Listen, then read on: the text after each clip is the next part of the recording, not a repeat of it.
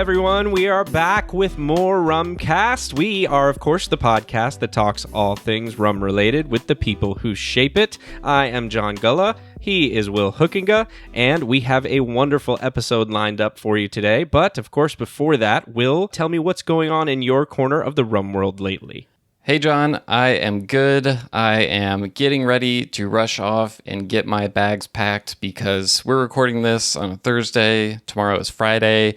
I will be jetting off to New York City for the New York Rum Festival and Congress, which I'm looking forward to. Making me jealous. Yeah, hopefully seeing a few familiar rum faces in person after a while of being apart. So I'm looking forward to that. And yeah, I'm actually I'm packing a bag the night before. I'm feeling kind of on top of things. So I'm feeling good. Yeah. What's going on with you? I'm good. It's been a busy week here too, and a busy month. It's, my day job at the university. It's move-in week for orientation, all things happening for us. So there's a lot going on. College memories coming back. Oh, yeah. It's just it's a time of year when there's less opportunity to drink rum, but when you do get to drink rum, it really counts. You savor it. Yeah. That's right. So not a whole lot in the way of lately this week and stuff, but I know I did want to do something. I did this thing a long time ago. I want to redo it again because as we were talking with our interview today with Craig Nicholson from Worthy Park, it reminded me that I loved Rum Bar Overproof with Ting. And so, of course, Ray and Ting. That's usually I was about to say, yeah. Usually hear something else in Ting. Yeah, but I don't know, is it sacrilegious for me to love Rum Bar Overproof and Ting?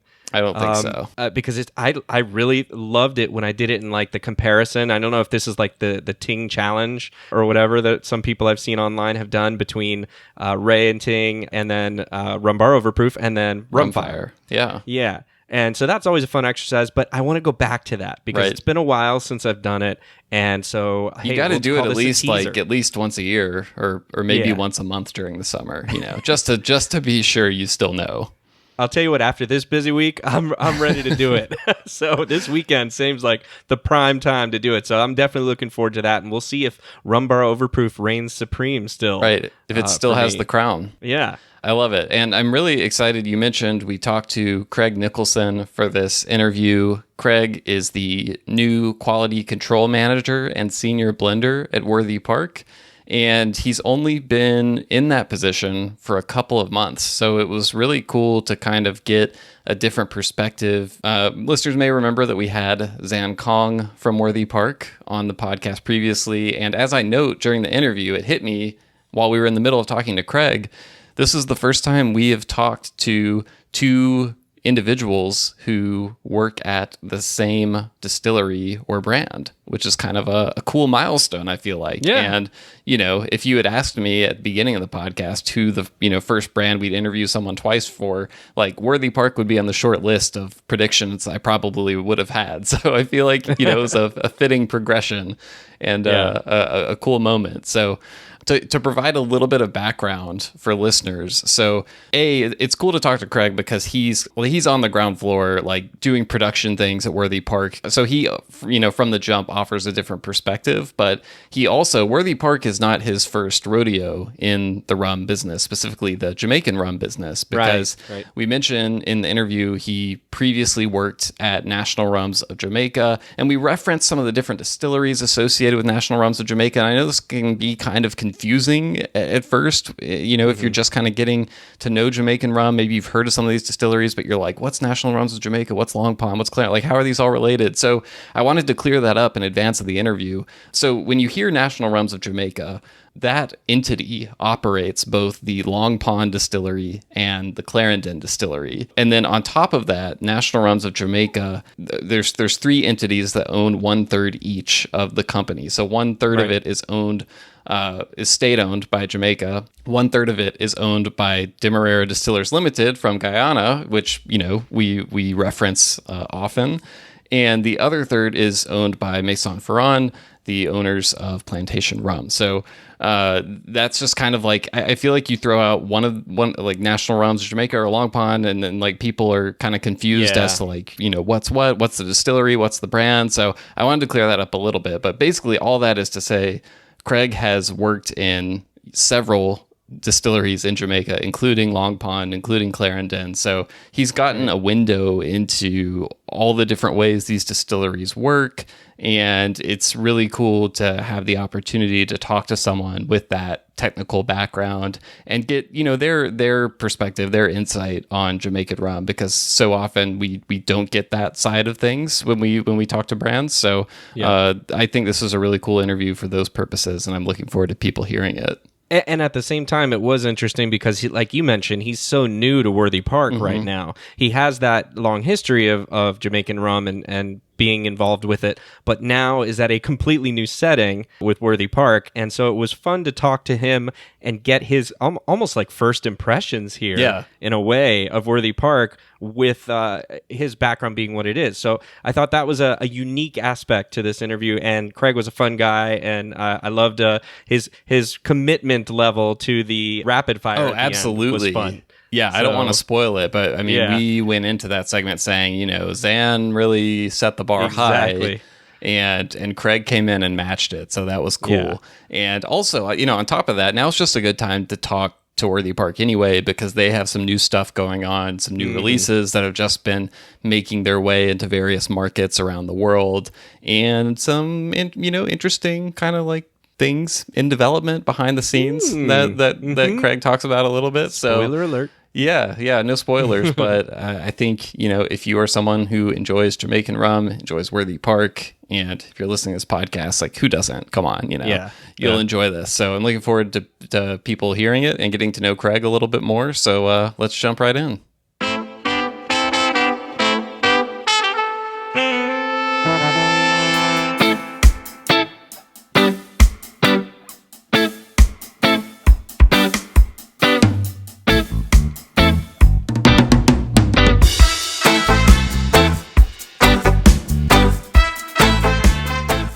So we are here with Craig Nicholson, Quality Control Manager and Senior Blender at Worthy Park. And I actually, just before we got on this call, I realized this is, in fact, the first time we've ever had a second guest associated with a single distillery on the show before. So Worthy Park takes that honor.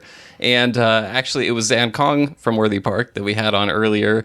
And Craig, I remember when Zan connected us over email, I think he said something to the effect of, the Rumcast wants more Worthy Park content and everyone is sick of hearing my voice, which is totally not true.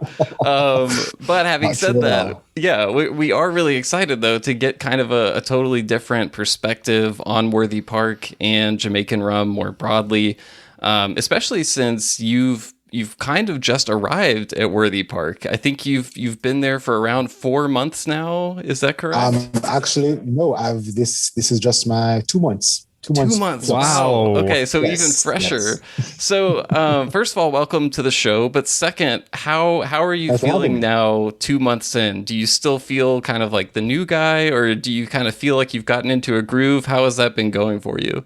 Honestly, the team here has welcomed me with open arms, and I feel really comfortable. To be honest, I don't feel, ever since my first week, I did not feel like the new guy. So no hazing or anything like that. No hazing, no nothing. So I'm thankful for that. But yeah, I feel like I have been settling in pretty good, and I'm feeling really comfortable, and I'm feeling ready to continue the legacy that Worthy Park has started to establish. Awesome. Well, before we're obviously going to talk a lot about Worthy Park and your experience in Jamaican rum. Before we get into all of that, though, I always like to hear kind of like the beginning. How did you get your professional start in rum? You know, what made you want to go into the industry? Was it something you had a passion for before? Was this always the plan? Or take us through that journey of how you got into this in the first place. Well, I like to tell anyone, I actually grew up around rum. My father worked in the sugar industry. He worked at Eponymous Sugar Estate. Okay. For ever since I was like maybe 5 years old. So I have been around sugar and distilleries for the longest time. And I remember when I was leaving high school to go off to university, the production manager at the distillery at Money at the time, he pretty much told me, he stopped me in the street one day and said, "You're going to come to work for me one day." And I'm like, okay. so so after leaving university, that was actually my very first job. It was my first summer job as well. While at university, it was my first summer job working at the distillery. I started working there as a stores clerk, just monitoring the material stores at the time. And then when I left university, I went there as a management trainee. So that's how my journey in rum started. But it's always been something I've been interested in. Of course, I've always liked drinking it. Sure, that helps. Yeah, it does help. But as a scientist, I've always been, more intrigued. So I've always wanted to learn more about the ins and the outs of the business. So even before I started, I knew I was going into the business. I was always reading up stuff. I just always wanted to know what was going on in the world of rum, and it just transitioned into there. That's really cool. So in college, you studied the sciences then. What was your focus specifically? Actually, I did a Bachelor of Basic Medical Sciences specializing in biochemistry. Oh, wow. Okay. Through that, I was friends with a lot of other students there that did a ethanol course that is designed at the University of the West Indies. So I wasn't a part of the course officially, but I was always assisting them with their projects. I was always helping them as regards to beer or alcohol or rum. From there, my interest kind of grew. So I was kind of sad I wasn't in the course officially, but I still learned a lot from it. And growing up, you said you grew up around rum. Your father worked in sugar for Money Musk. What were kind of the rums that were most around you growing up? Well, typically you always saw Appleton and Rendezvous. Those were like the rums that you knew back in the day. And you said it was an ethanol course, right? That's like, I imagine maybe a lot of people sign up for that thinking it's the one thing and maybe it's not. Actually, it was a pretty small group of just about like 20, 30 students in total. But it's something they do every year. They organize trips to breweries, different distilleries as well. It's a good introduction to the world of ethanol, and it's a good introduction to anyone who wants to go into the rum industry. So transitioning now, and so you're a rum purist. You've been with the rum your entire professional career, and now, as you mentioned, you're just a couple of months now into this new fascinating position at Worthy Park. And so the first thing I wanted to ask you with that was, what are your first priorities when you're coming into that role at a different distillery, and how are you getting to know the processes and the distillates at a deeper level? So my approach is always, whenever I'm going into anything new, is to learn the systems that are already in place. I'm not about to come in and change things immediately. So I want to know the systems that are in place. And I spend a lot of time talking to the guys on the ground, the production staff, the bottling staff. I speak with them so I can get a feel of what the environment is like, what the culture of the place is like as well. Of course, speaking with various other managers or the supervisors. So for the first month, I spent a good time just talking to people, getting used to the processes, getting used to the procedures that they have here at Worthy Park. Because as much as each distillery in Jamaica is very similar in terms of how we produce our rums, everybody has their own little differences, their own nuances. So I just wanted to ensure that I learned Worthy Parks before I even decided, maybe I can change something. I don't know. Right. You don't want to come in the door and be like, all right, stand back, everybody. Craig Nicholson is here. I'm easing into it. I've read that actually in a couple of like leadership books and things, that they say that that's the best approach, to come in, observe, investigate a little bit, and then you kind of ease, like you said, into it. It makes total sense. I get it. So I know one of your titles also is Quality Control Manager. So yes. I wanted to ask, as Quality Control Manager, is it fair to say that the contents of every single bottle have somehow been blessed by you before it leaves the Worthy Park estate? I feel like we picture Craig sitting at the end of like an assembly line, like a conveyor belt, and him like picking up every bottle and kind of inspecting it before it gets sent off into the world. Not every bottle, but I do spend a good amount of time at the end of the production line just to ensure that the bottles are good. But a part of quality control is not just me doing it, but also having everyone else around me understanding the importance of quality control as well. Right. Because we're all busy people. We all have a million things to do on a daily basis. So I can't always be on the line. So it's important that the workers on the line, the supervisors, the line staff, all of them understand the importance of quality. So that's one of the things that I've also been doing is getting that to them so that they will be my eyes for me. So I don't have to worry. If I have to be absent for a day, then I can know that, listen, the product is still going to be in good hands because everybody knows what it is that we want to achieve. So it's like, in a way, your job is to make everybody quality control managers. That's exactly how I see it. That is exactly how I see it. Yeah. That's a good approach. I like it. It shows. Craig, I'm interested in, Worthy Park, the sort of the modern era of production at Worthy Park is relatively new. When did it first kind of get on your radar as someone who, is just a fan of rum? And do you kind of remember what your first experiences were like with Worthy Park rum? I can remember distinctly. I was in college and there are lots of parties Sure. at UWI, just so you know. And we started hearing of this new rum that was coming about called Rum Bar that wanted to sponsor all of these parties. So I remember specifically going to one of these parties and just seeing Rum Bar everywhere. Like it was everywhere. Every place you turned, there was a Rum Bar. And it just became such a staple on the campus after a while. And I was like, yo, where did this Rum Bar come from? So being the enthusiast that I am, I always do my research. I was like, oh, it's made by Worthy Park.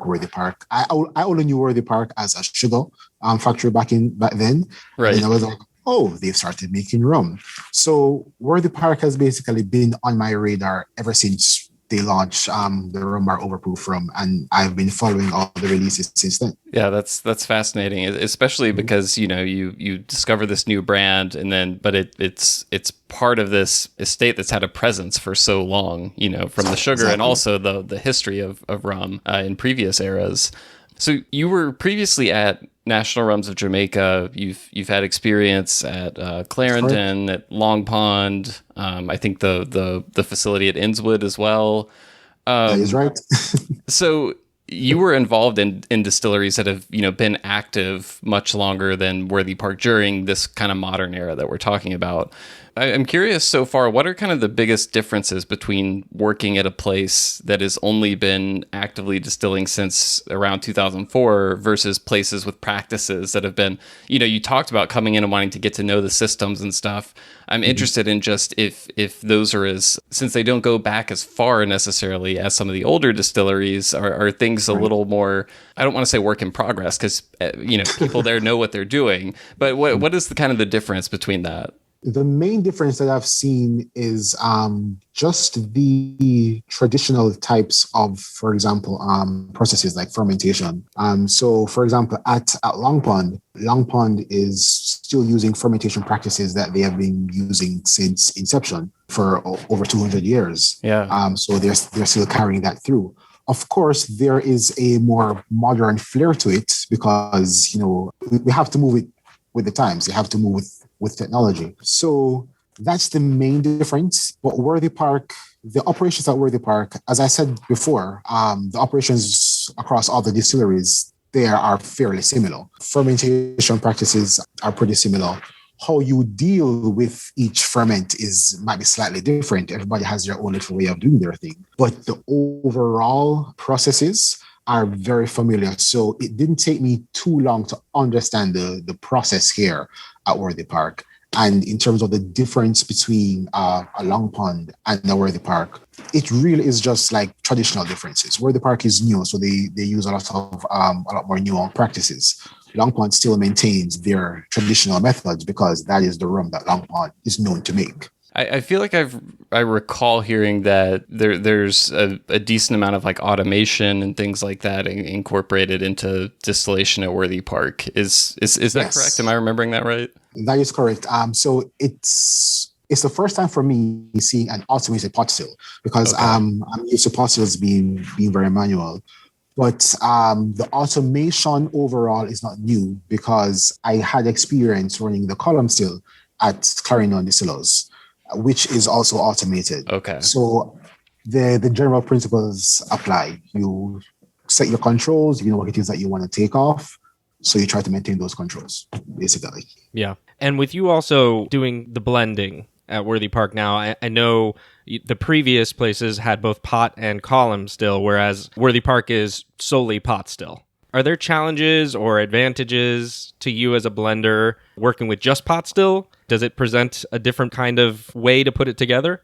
I would say it makes it a little bit easier for me. Oh, Okay. Because I'm interesting. already dealing with pots. I'm already dealing with pots. With columns can be very versatile. But one of the things that is so unique with Worthy Park is how versatile the pot still actually is here. Mhm. So it still gives me a lot of room to play in terms of the types of rum that I can get to blend with. But it also eliminates a whole bunch of rums that from the column that I have to contend with as well. So in a way, it does make things a little bit easier, and it also makes it easier in knowing and understanding the different rums that are produced from on the pot. When I was dealing with a column still, when you have so many different rums coming off of it, I had to spend so much time dedicated to learn all of these different marks. With Worthy Park, since it's just limited to pots, I can concentrate and hone in a shorter scale, shorter time, so to speak, so I can really understand the rums that are produced here. Yeah, it almost seems like it's working within a tighter spectrum, but not to mistake that with the lack of versatility or anything like that, because you're able to tweak a little bit more within that spectrum. Right. I see. Yeah. And I'm remembering, I think there are 5 different marks currently at Worthy Park. Is that correct? That is correct. There's the L, the UL, the H, the M, and cane juice distilled, yes. Okay. And so when you come into this new role, I feel like people outside the industry who are just fans like John and I just imagine you kind of walking in and like, you know, all the different marks are set up for you, you know, all, you know, unaged and at various ages. And you're just kind of like the choir singing in the background. Yeah, exactly. Yeah. What is the process actually like when you come in? And I imagine, you know, I'm sure you've had exposure to some of these rums prior, but maybe you haven't had, you know, every single mark at, you know, all the different ages and blended together in different combinations. Like, how do you begin that process of really getting to know the distillate? Do you have a regimented approach to it, or, you know, is it just kind of like slowly acclimating yourself? What does that look like? It's a little bit of both. It's balancing my time because I have to be on the ground a lot. But also, it also takes a lot of time to focus on each individual mark. So whenever I do have some time, I have samples here that I will go through. I got them from the lab. I compare them with like their GC. So I will take time to go through each individual mark whenever I can. And I will do that like a few times per week, just so that I can get really accustomed to it. But also because I'm always on the go as well, I can't just always be at my desk sitting down smelling rum. I wish I could. I think that's what everyone imagines, you know, when they hear about your job. Believe me, that's what everybody thinks. Everybody thinks, oh, you're a blender. Oh, you drink rum for a living. It's not that simple. I wish it was that simple. But over time, just working on the different blends, working on the different brands that we put out, you get to develop a sense as you go along. So I'm not going to say I'm an expert. I'm always learning. So I'm still in my learning curve right now. I'm excited to see where I go from here. I don't know if you even think in terms like this, but do you have a favorite mark or anything like that? I feel like that's something that people probably ask you a lot, but I'm just curious, like, you know, maybe you don't want to, maybe it's kind of like saying, you know, favorite child or something like that, and you don't want to label one like that, but I'm interested just how you feel about that. I am very partial to like middle of the road rums. Yes, you and me both. Yes. So I would go for the WPM. Yes. Yeah. It wasn't until recently that I had my first. I think it was John that Velier sample that Jay sent us of the. Yes. It was a 100% WPM release. I forget the age on it, but that was my first pure WPM or aged WPM experience, and I was just like, okay, this is my favorite Worthy Park when I had that one. So and don't get it wrong. I mean, the WPL releases that are already out for Worthy Park are some of my favorites of all time. So let's make sure we're not saying, Got some here you right go, here. you got some in, and me too. I'm partaking as well. But there is a difference in the WPM, that 100% WPM. That's a Florida Rum Society release. I know it's part of a release, special releases that Worthy Park is doing that I'm super excited for, because that one will be available in my area. Really, really, really great. And I felt like it was Worthy Park that I knew, but just amped up a slight bit. Yes. yeah, Yes. yeah. Craig's Yes. nodding his head. Yeah, tuned up a little Yes. bit, And so I'm really excited that people will be able to get their hands on that soon through those various releases, and that's going to be great. I wanted to, Craig, I want to take a step back and ask a little bit more about the blending. We've spoken to blenders in the past, and they have all mentioned how important it is for blending to be consistent, and that's a core piece of their job. Do you have a core philosophy or an approach when it comes to blending, and how important is that to you? You just said it, consistency. Yeah. That is what I always strive for. Ever since I was introduced to the world of blending, I always knew that anything that I put out, I need to make sure that years down the line, it will be matched up with what I started off with. So I always strive for that consistency. So there are times when I will even, whenever we're, for example, dumping the barrels to do specific blends or so, I will go over and I will inspect each individual barrel, because I know that one barrel can make a huge difference in the entire blend. Yeah. So I will do that as well, just because I want to ensure that my product is consistent. And especially coming into a company that has established itself already, I don't want to mess that up. No pressure. So I want to ensure that the products that are coming from Worthy Park maintain that consistency, and anything new that I put out should fall within that same ballpark. Right. And we know that over time, especially longer periods of time, blends can adjust slightly over time. And so I always wonder if there's if that flavor drift, if you will, comes from a blender saying, you know what, this is just slightly better. And I'm gonna edge towards that, and we're gonna keep going and do that. But anyway, I think it's like you said, a core piece of the job is to deliver that experience consistently. And it's interesting for you saying you coming into this knowing the pressure you feel. Oh gosh, this is a really great product, and now it's on me to keep that up. So I want to try to get a little bit more technical into it. How does that process actually occur? If you could give us just a few points of how that actually physically manifests and how that happens. All right. So, of course, organoleptics are huge in terms of nosing, tasting. But we also pay very close attention to what the lab is telling us as well. So our GC readouts are very important. So gotcha. It's a balancing act. I always tell people that blending is a nice mix of science and a little bit of art. You need to have a bit of creativity whenever you're going into creating a blend. It's just like cooking. You're going to create a new meal. You have to see what ingredients work together. But at the same time, you don't want ingredients that are totally going to clash. So you rely a little bit on your science knowledge to know that, I can't mix A and I can't mix B. But if I throw a little bit of C in there, it can work together. So really, it is a balancing act between what the science is telling me and what my nose is telling me. Do you like to cook at all? Yes, I do. It seems like I had made the connection before, but I can totally see that carrying over. I made some awesome banana bread the other day, and I'm very happy about it. I love that you mentioned banana bread, because I'm drinking the Estate Reserve from Worthy Park, and when I introduce this to someone for the first time, one of the things I say is this is like liquid banana bread for me. Yes. Yes. So, wow, that goes hand in hand. It does. It does. It's like it's like that known taste of Worthy Park.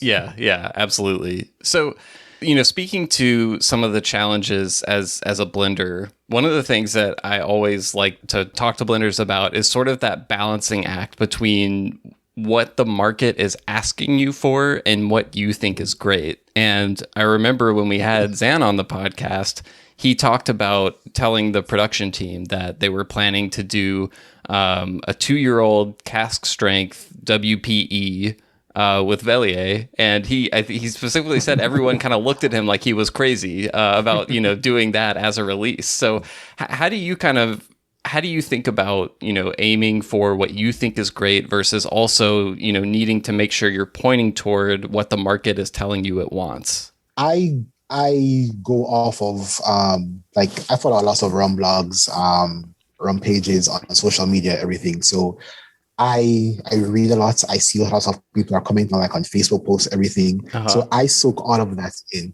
I also just look for general alcohol trends across the world. I read various articles, good or bad, right? just to get an idea of what it is what the palate overall is like. So using that, and then what I like, I will tend to tweak it. Because yes, not everything that I like, everybody else is going to like. Right. And the main goal is to get something that consumers,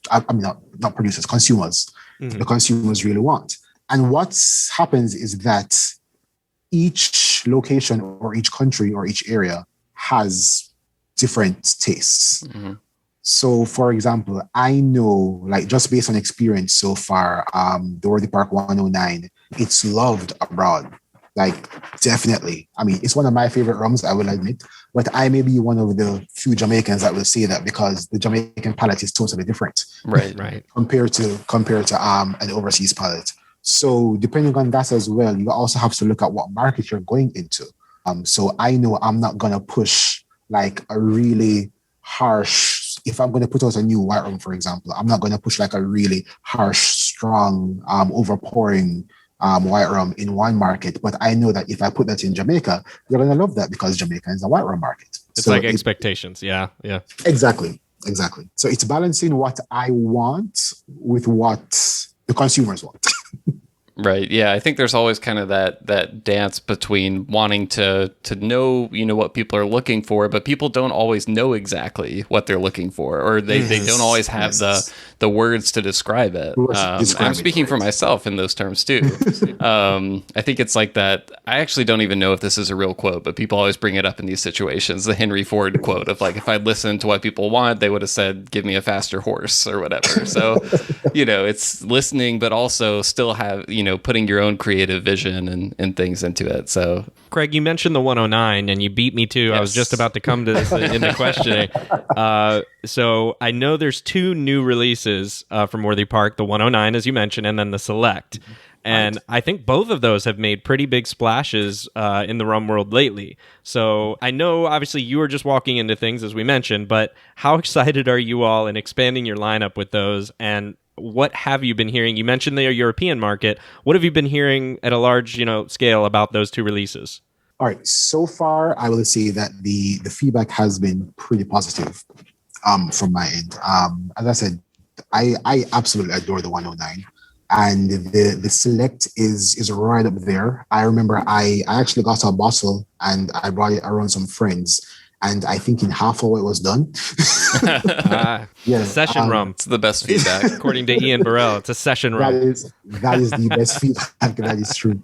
So I am pretty excited to see where these rums can go. They're both pretty new on the market, and I see really good scope for growth for both of them.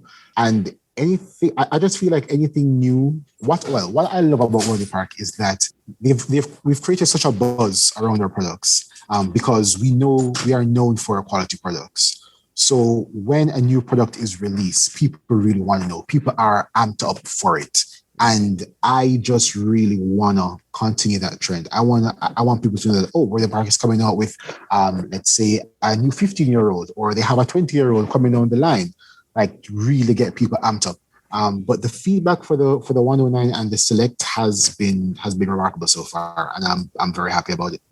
Where do you, as a fan of the 109, where do you think it kind of shines as a rum? Like if someone is listening to this and maybe they just picked up a bottle, or maybe they haven't yet, what are your go-to kind of recommendations for getting to know? Obviously, John and I will always recommend, when you get the bottle, crack it open, no matter how expensive it is, whatever, just try it on its own first. That's and right. See what you think. But what do you kind of see?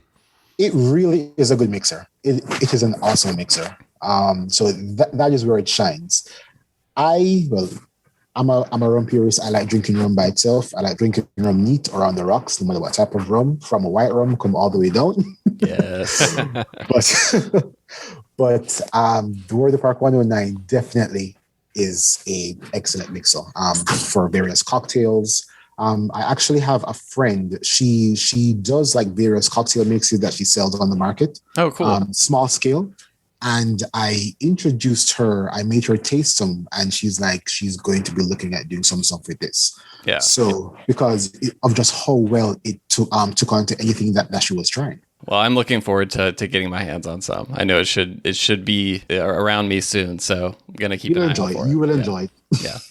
So we talked a little bit about this earlier with the Worthy Park mediums that are heading into the market hopefully very soon with those single releases, or I don't know what the actual name of that series is, if it's a cask release program. I'm not 100% sure. Single barrel releases. Got it. So, and I know a couple of those are Worthy Park medium, not all of them, I believe, and I know that they're various years aged, so there's almost going to be a collector's phenomenon coming out there. I can already see it coming.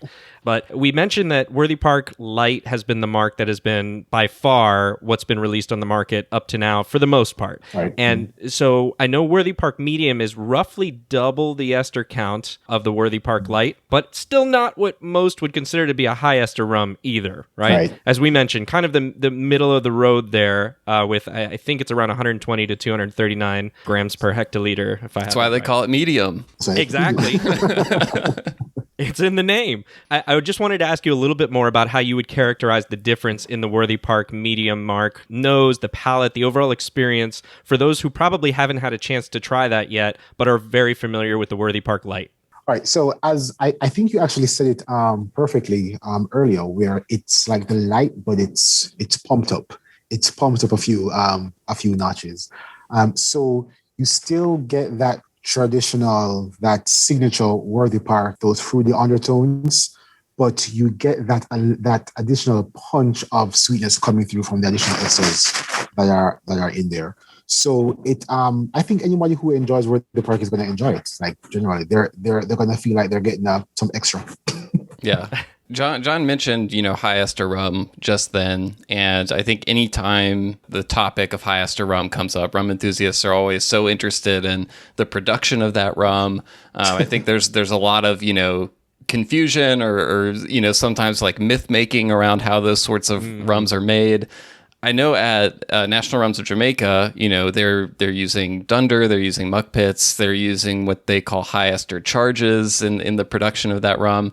What are Worthy Park's processes for its high ester marks like? Are they, you spoke earlier to the way rum is made in Jamaica is kind of similar across the board, but each place has kind of its own particular little spins on different practices and things like that. So in what ways are the high ester marks at Worthy Park in terms of production? In what ways are they similar? In what ways is it different there? All right, so for high ester rums, the most important part for high ester rums, from my experience at least, is the need to introduce additional acids to your fermentation, because it's the addition of those acids that help to convert the alcohol into your esters. So each distillery does it differently. As you mentioned, some distilleries use the introduction of dunder or muck pits to try to bump the overall acidic nature. But what is common across basically most distilleries that are producing mid to high level ester rums is very long fermentation times. So it's not just your typical 24 to 36 hours of fermentation and then the batch is ready. We will have vats sitting for weeks upon end to allow for that additional acid formation to take place. So that is pretty much common across all the distilleries, and that's what we employ here at Worthy Park as well. But as you mentioned, other distilleries will use other methods, but we are good with our long fermentation tanks. So there's rums that are there fermenting longer than you've been there right now, maybe. Yeah, I wouldn't be surprised, honestly. I would not be surprised. So basically, it sounds like it comes down to there's a number of ways to introduce additional acid content into these fermentations, and every distillery is going to kind of have its own approaches to how they do that. And then obviously time is the other factor as well. Yes. Okay. Yes. And is it with those highest fermentations, is it a pretty standard amount of time? Do you kind of have to like wait and see? Are you measuring it for different, you talked about the scientific side of things with when you're monitoring, rum production, you send it to the lab, you also taste it yourself. Is the approach to fermentation similar, or is it all kind of scent? I don't know if you're tasting it at that point, but fermentation is very much on the science side. Okay. So we're guided by what makes the yeast happy. Okay. That's how I look at it. Whatever makes the yeast happy, and whatever conditions that you need to introduce for whatever it is that you want to achieve to thrive. That's basically it. So with our long fermentation, what I have found is that you can get an idea after years. You can get an idea to know that, if I have my fermentation sitting down for X amount of time, I can approximately get this amount of esters from my distillate. So you do kind of see a relationship developing over time. Correct me if I'm wrong, but you're using 3 different types of yeast there, if I remember. Is that correct? That is correct. Correct. And is it relatively equal in terms of amounts between those 3 split, or is there heavily used one and this one's kind of just a little bit once in a while? I know for sure that one strain in particular is not used every day. That one is kind of like a proprietary strain that we have for ourselves here. So that one is not used as regular, while the rest of the yeast is pretty much on a daily basis. So we have one strain that we kind of pull back for special purposes. That's a pretty good answer for 2 months in, Craig. I gotta say. So we took it to you there, and you pulled through. You've got your wits about you. I try to learn.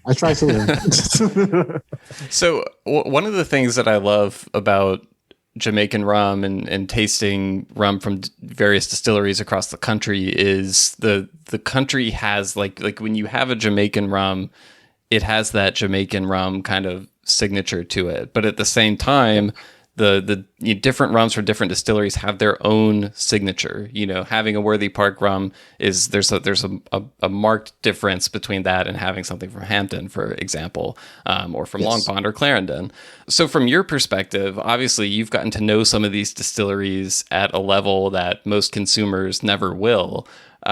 What kind of distinguishes Worthy Park rum for you from other Jamaican rum? What is it that gives it that Worthy Parkness when you taste the rum? All right. Location. That is one of the chief things. Each distillery, no matter what it is that you do, you can take wash that's been fermented at one distillery and carry it to another to try to distill it, and it's not going to be the same. You're not going to get the same result, because each distillery has its own, its location, its terroir is very unique. So no matter what, Worthy Park rums are always going to have their unique taste. But also the fact that everything about Worthy Park is truly a single estate. Like we have full control over the molasses that we use, the water, everything is done here. Like everything is controlled on site. So it adds to the overall control that we have over our product. So it also adds to the consistency that we're looking for from the product that we're getting. I hadn't thought about that, actually. Does that make your life easier as a blender, striving for consistency, to have that kind of single estate approach? Because I know, I don't know off the top of my head, where all the molasses comes from for Clarendon and Long Pond, but I wasn't under the impression that it was, kind of a single estate to the degree that Worthy Park is, controlling the experience from start to finish. Right, because we are the only distillery that currently uses all our molasses. All our molasses produced at Worthy Park is used at the distillery. Right. All other distilleries get molasses from the molasses pool, Caribbean molasses. And so molasses can come from here as well, but also from Frome, but we also have imported molasses from Guatemala, Fiji, Honduras, Mexico. So a lot of times when molasses is being sent to other distilleries, you're not going to have the same molasses always going through, right? Because you don't know where the molasses is going to be coming from. Here, I know where the molasses is coming from.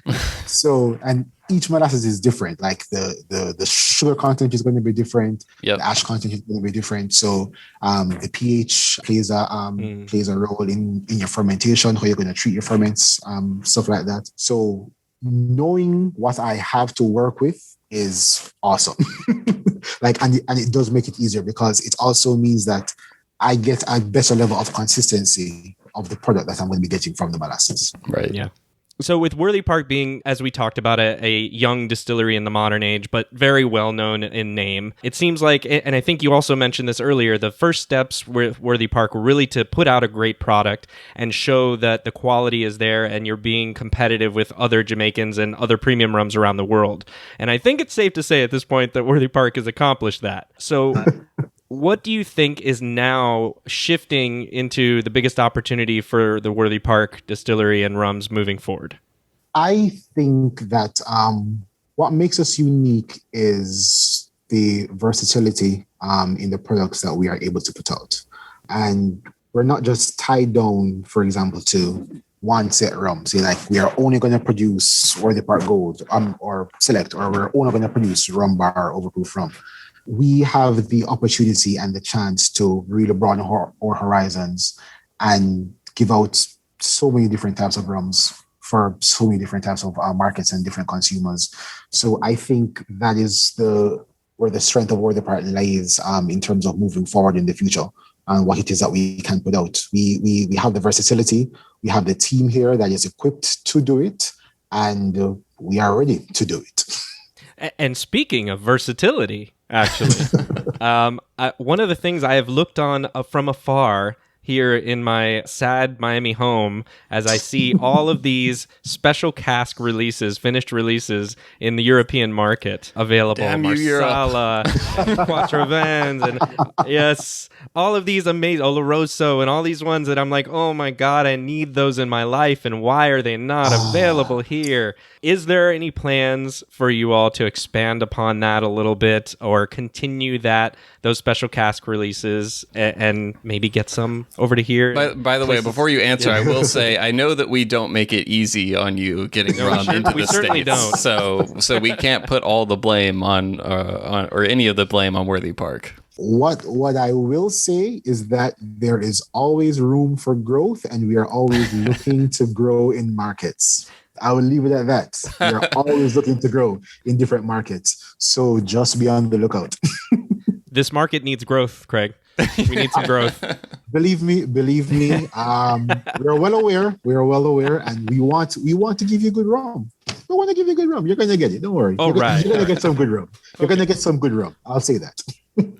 That's a promise that gives me hope. So, so when we had, one thing I always like to ask or give producers the opportunity to share is just kind of like anything going on right now that's particularly exciting to you that people might not know about yet. I know, and maybe not even necessarily products and things like that, but for example, when Zan was on, he talked a lot about kind of a spirit of experimentation and trying different things at Worthy Park. And, he mentioned back then cane juice fermentations as one of the things he was excited about at the time. Can you speak at all, to the status of any fun experiments or projects that might be going on behind the scenes?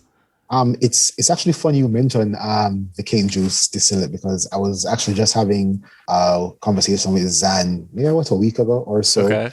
That I can't wait to see how that cane juice distillate is doing, because we have some aging, so that's going to be something I'm going to be looking at pretty personally. Does the cane juice distillate, does that play into any of the existing marks, or is that just kind of a new thing that hasn't even really been named yet? Just a new thing for now. Just a new thing. Well, I know. Let's see what we can do with it. Many of the other distilleries, they have marks that are named after initials, names, and things like that. So maybe this can be the Craig Nicholson, the CN, the CN mark. WPCN. I wouldn't claim this one, but who knows? Maybe one in the future. Yeah, in the future. Well, Craig, I know you have listened to the show before. You've listened to Zan's episode. You are aware of our tradition. We like to end every episode with sort of a rapid fire segment of questions. This is a segment controlled by John and his mad scientist brain down there in Miami. It's part science and part art, Will. Exactly. Just like blending. So if you're up for the challenge now, I'll leave that to John. I'm ready. Let's do this. Yeah. You do have a lot to live up to because Zan was pretty darn good at this. Zan did a great job with it. Yeah. I'll try. All right. We know you're going to give it your best, and so we look forward to that. Will, you got the time for us? I've got 60 seconds on my iPhone stopwatch right here, and whenever you're ready, go. All right. Neat or on the rocks? Neat. I think you answered that one. Call them pot or blend? Pot. You better say pot in this case. That's right. Aged or unaged? Aged. All right. Molasses or cane juice? Molasses. Your favorite Jamaican rum right now? Wow. Oh, Lord. Just say Worthy Park. 109. Okay. That's good. Your favorite non-Jamaican rum right now? That one's tougher. Oh, yes, it is. Oh, Lord. Anything from Foursquare. Okay.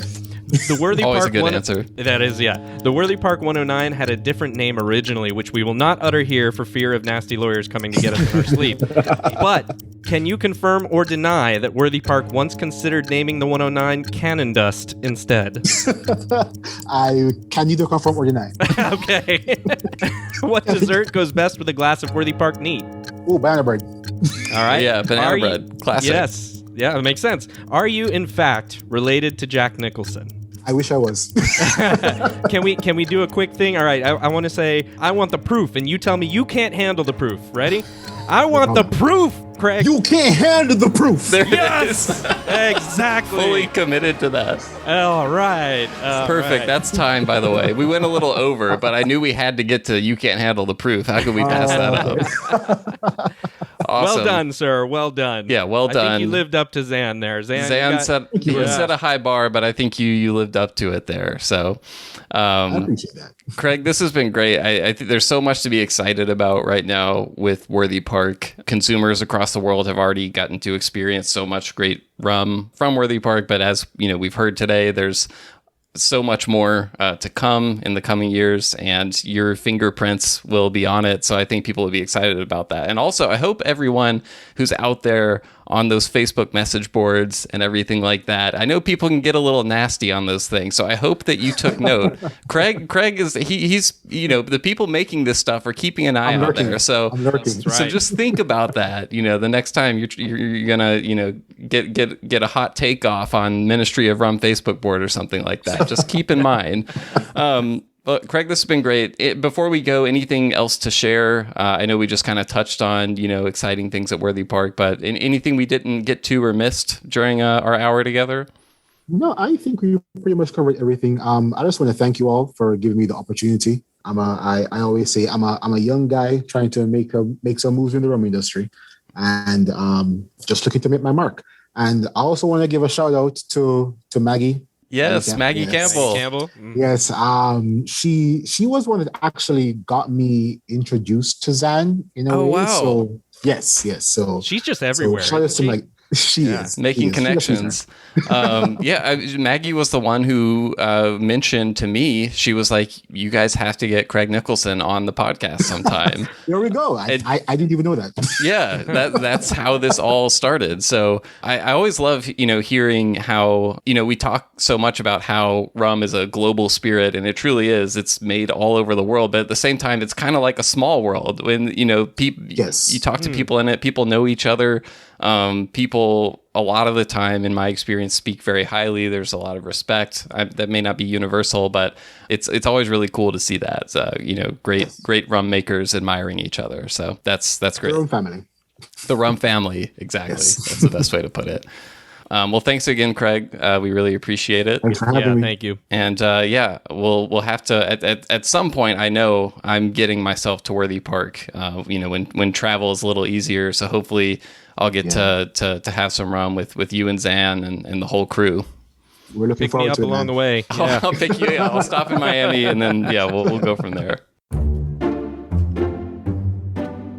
All right, everyone. Thanks for listening to another episode of the Rumcast. Thanks to Craig Nicholson again for joining us. And hey, if you see any bottles of any of that new Worthy Park stuff we mentioned, the 109, any of the other releases, let us know what you think about them. We'd love to hear. John and I are both eager to try those ourselves. But in the meantime, we will settle for your reactions as we strive to get our own bottles out there from the rum wilderness. And also on that note, I've seen a few pictures around the interwebs these days. We've been getting some messages from people who have gotten their hands on the Holmes Key Rumcast Fiji release, which is awesome. Yes. We've been getting some really great feedback about that, which is so cool to see.